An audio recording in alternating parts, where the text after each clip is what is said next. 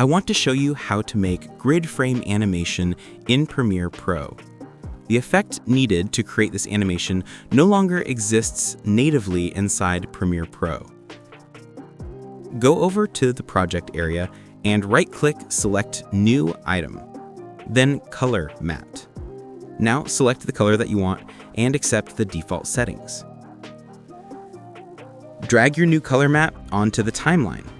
Then go over to Effects and search for Grid and drag it onto your color matte. Under Effect Controls, change Blending Mode to Screen, then play with the values until your grid looks the way that you want. Now go over to Effects and search for Turbulent Display and add the effect to your color matte. Back under Effect Controls, modify Amount to 10, then click the stopwatch icon next to Evolution. Now move your timeline slider ahead a few seconds and modify Evolution to a large amount. Everything is ready? Let's see the result. Let's solve together. Put your like and subscribe.